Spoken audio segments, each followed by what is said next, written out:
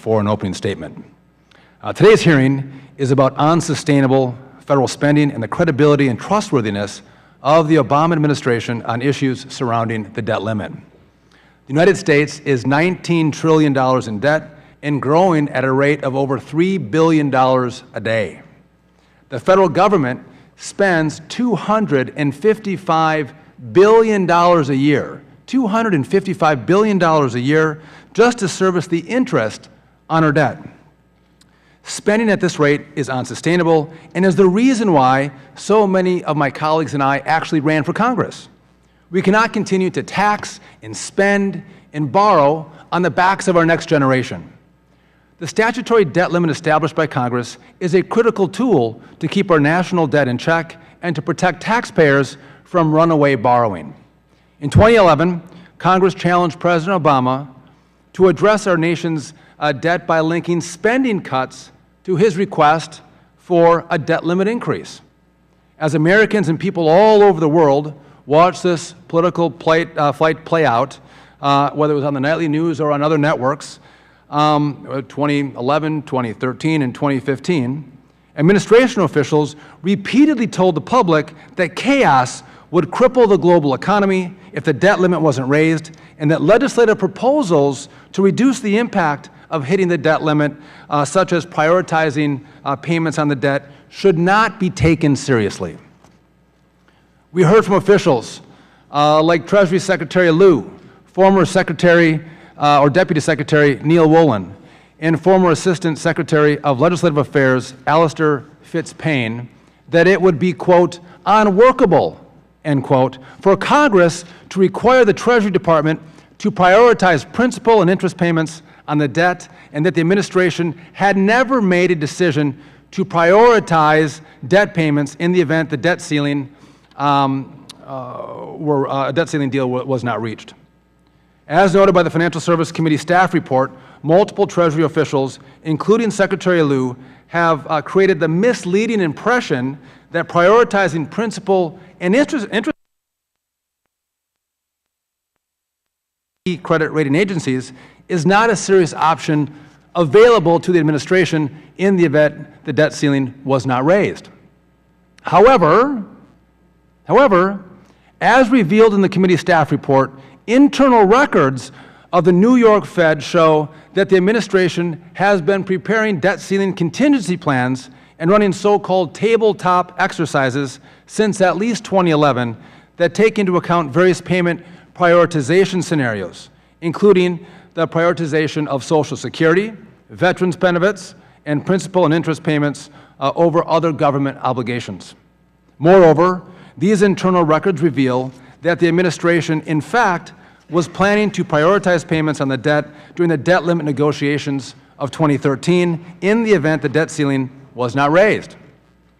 Rather than being forthright with the American people and assuring the financial markets and the holders of U.S. Treasury notes that the U.S. Treasury notes would not be defaulted on and the U.S. would not default on its sovereign debt, the Obama administration chose instead to mislead the public for the purpose of pressuring Congress to acquiesce to the administration's no negotiation position on the debt ceiling. Basically, they're playing politics.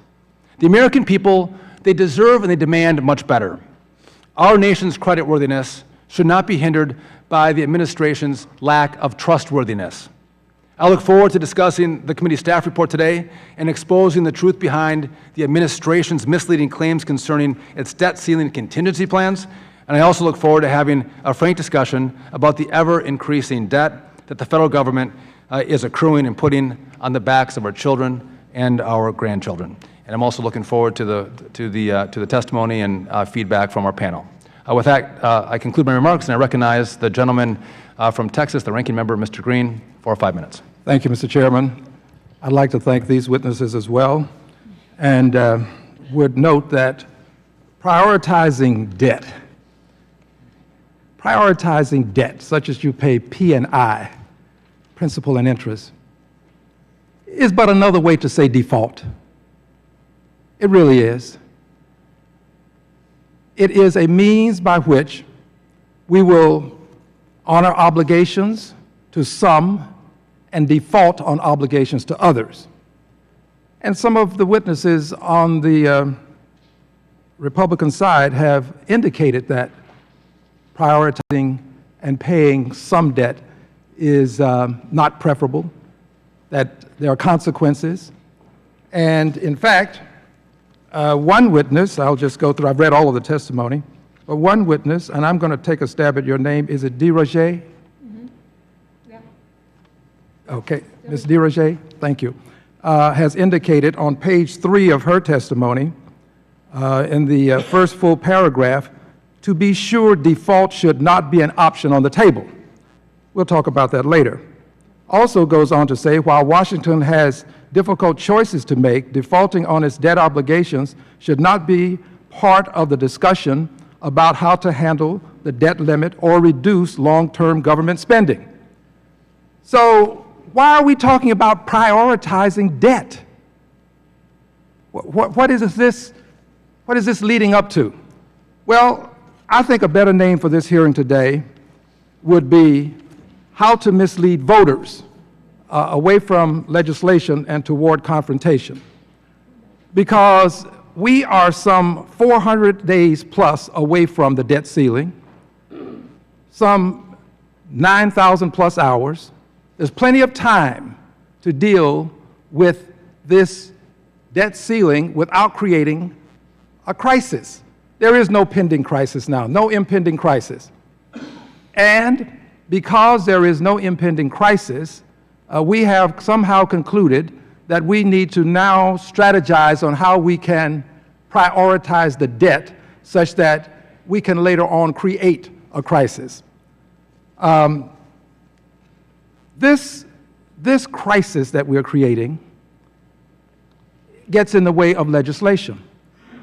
The same witness, who is from George Mason University, has given the majority an outline of what can be done to deal with the so-called debt ceiling, and has indicated that there are several things that can be done, and we should be pursuing the outline of what can be done. This is what some of your witnesses have indicated, that there are things that we can do to eliminate the possibility of having a debt ceiling that creates a confrontation.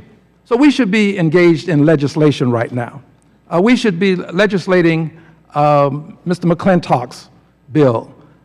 And finally this. The majority has the control of both the House and the Senate. The House and the Senate.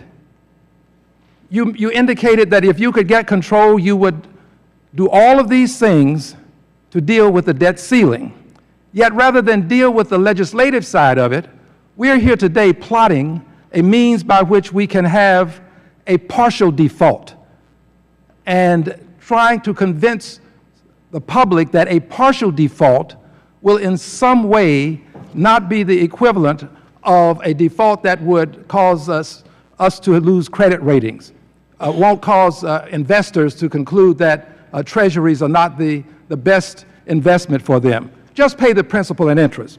And by the way, when you just pay the principal and interest, you will not be paying payments to small businesses and contractors and vendors, Medicare payments to doctors, Medicaid payments to doctors and health providers. We won't be paying for the school lunch programs. We won't be paying for the NIH grants that we have outstanding. We won't be paying the salaries and benefits to federal employees. We won't be paying for tax refunds. By making a partial payment, we then eliminate all of these other things that we are obligated to pay.